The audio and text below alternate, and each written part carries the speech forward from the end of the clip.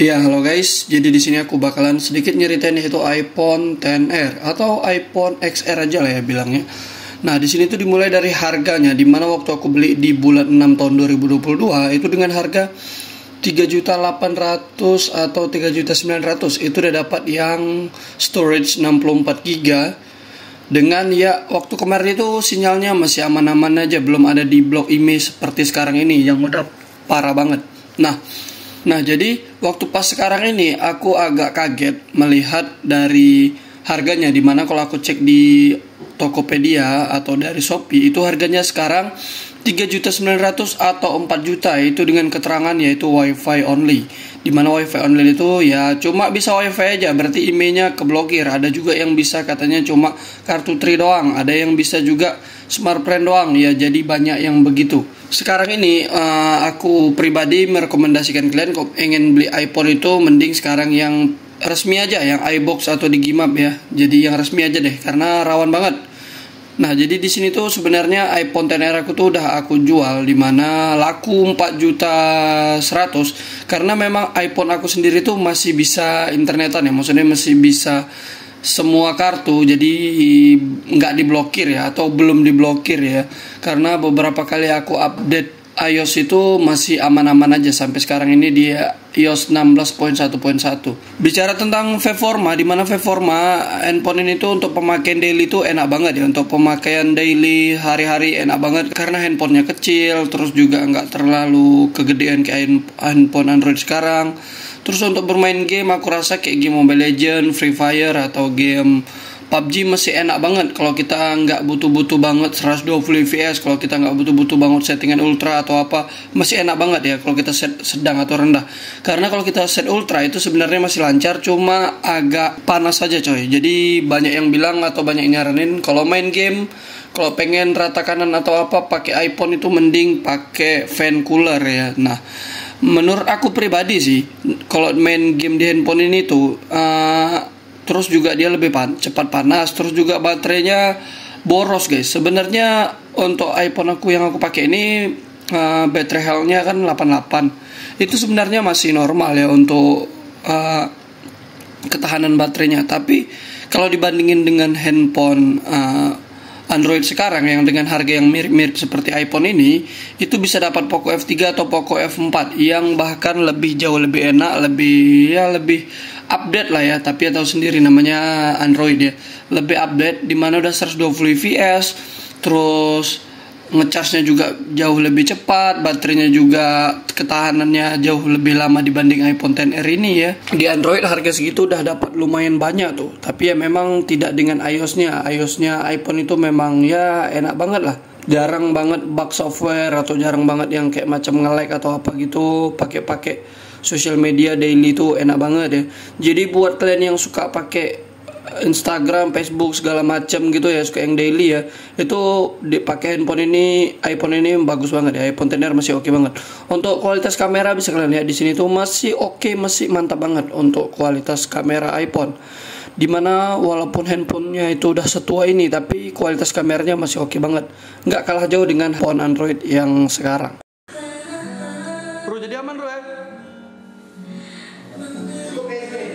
Hah?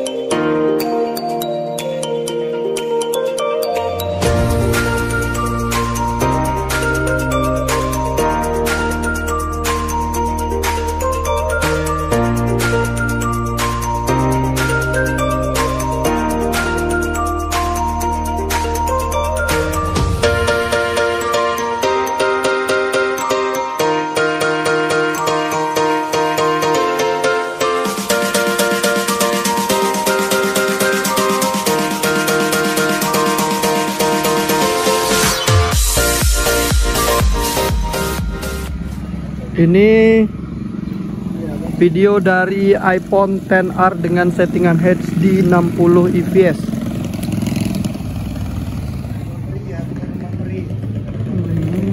Jadi kalau aku goyang-goyangin begini guys.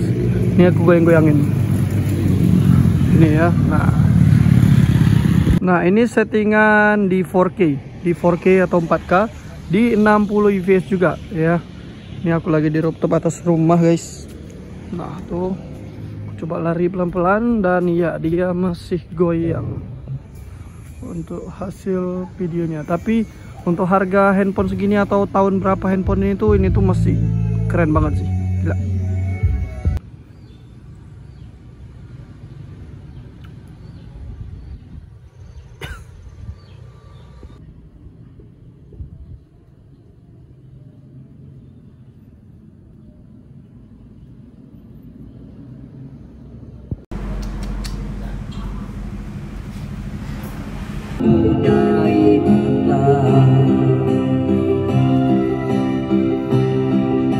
Aku tahu engkau sesungguhnya tahu. Nah terus untuk perbandingan aplikasi seperti yang aku bilang tadi untuk di urusan software, dimana untuk iPhone itu jarang banget ngebug. Bahkan aku kadang-kadang buka Shopee aja, kadang-kadang ngejar flash sale atau bayar pembayaran di Indomaret pakai Shopee itu jarang banget kayak macam ngebug atau nge-stuck atau nge-force close gitu ya.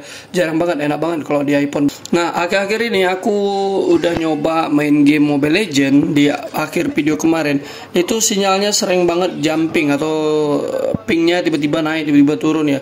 Aku nggak tahu sih untuk wifi apa, gara-gara wifi aku ya, dimana aku main pakai Xiaomi 12T atau pakai handphone yang lain ya, Poco F4, Poco F3, pakai wifi itu bagus-bagus saja. Anehnya di iPhone ini kenapa bisa seperti itu ya. Terus untuk main game yang paling berat aja, yaitu game Free Fire, yaitu jauh lebih lancar, lebih enak. Kendalanya cuma di panas dan ya baterainya emang agak cepet habis ya.